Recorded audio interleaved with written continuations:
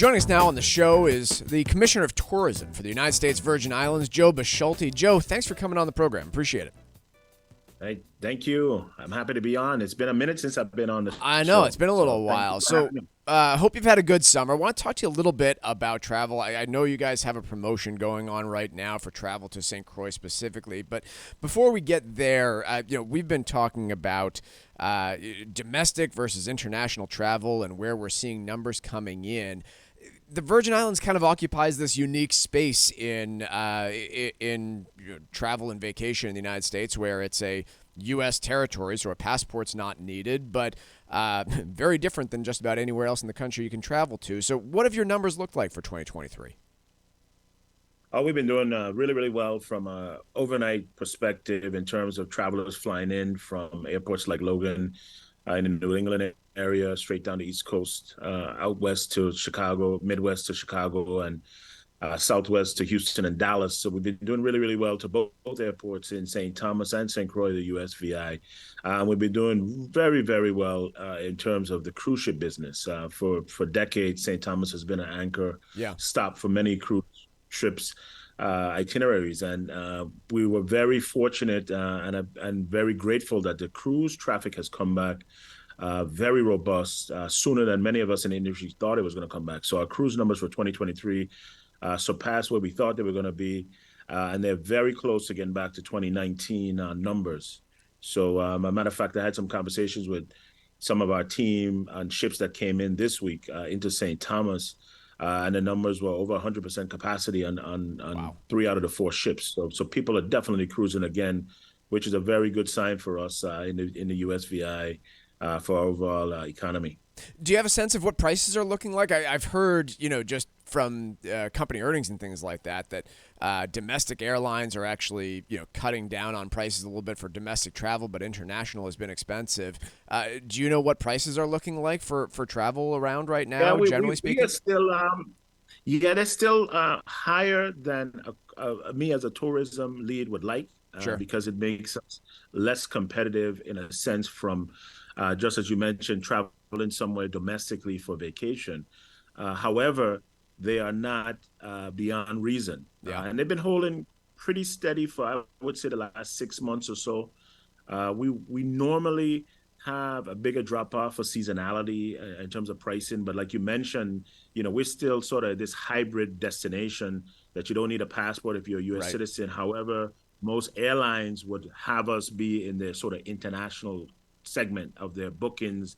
When you go to the airport, we seem to be international many times, Mm, and those prices, like you mentioned, have been holding high. right. So even in the Caribbean, if you go up and down the Caribbean range of islands, they're very high. A couple islands are not as high, and they have a lot more lift due to competition.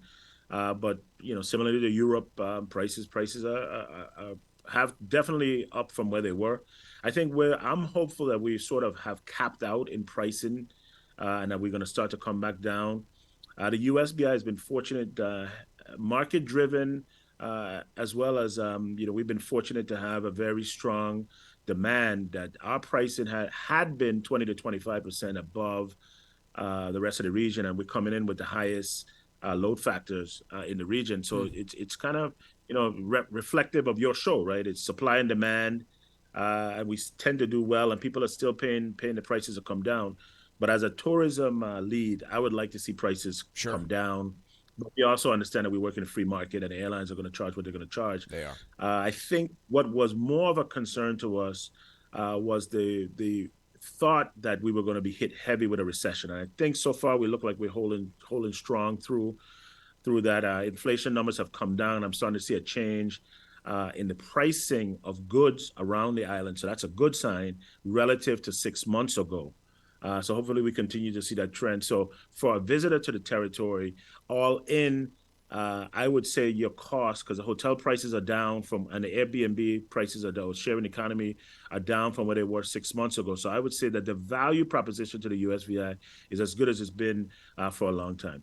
Joe, I am familiar with your partnership with the Boston Red Sox, and now I understand you're doing something with Chicago Cubs. It sounds to me like you're making some interesting decisions there, just partnering with like the coldest cities in America to sponsor Right. their the partnerships there. I'm sure the Minnesota Twins are going to be next. But talk to us a little bit about sports tourism on the island and what you see having coming up here for the Virgin Islands when it comes to sports tourism.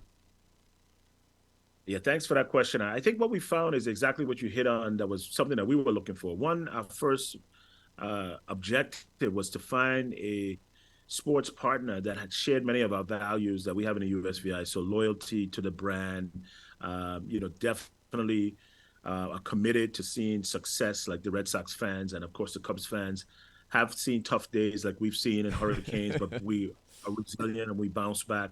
Much that, and of course the business side of it was we were trying to find locations that have direct lift to the territory, and we have flights out of O'Hare, we have flights out of Logan, so that matches up nicely for us. And then lastly, what we found is that once we have made the connection through the team, especially with a loyal fan base, then all of a sudden our brand recognition rises in that particular space. So we do the deal with the Red Sox, and we've seen tremendous amount of demand from the New England area with that deal, as well as some of the other pieces that we do up in the area. And thank you for promoting the USVI in your station. But we also seen very similar activity in the Midwest when we launched our Chicago Cubs deal earlier this year. Mm. We actually have a big activation happening next month with the Cubs. And very similarly, it's really around building awareness for the USVI brand in that Chicago, Illinois suburb area. We have a couple flights, airlines that fly from O'Hare into the U.S. Virgin Islands, United and American.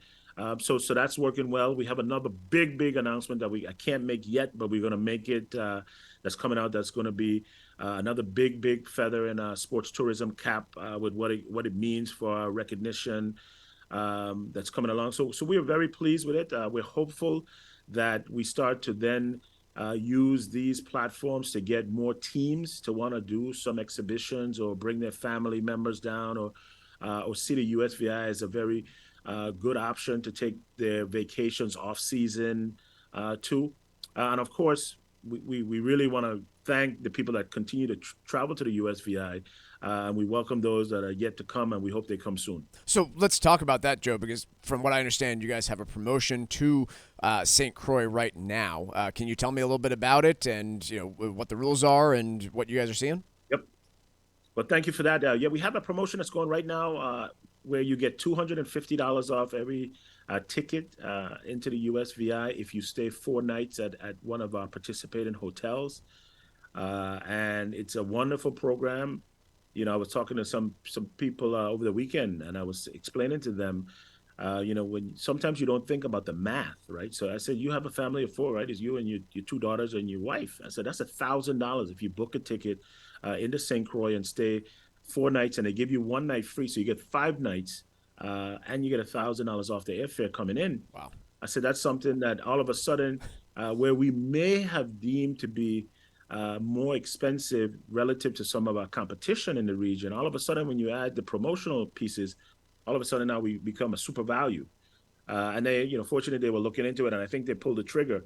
But that's the promotion that's going on right now. If you go log on to USVI, visit USVI.com. You can see the options and more information about the promotion. But we have about 10 hotels on St. Croix that are participating.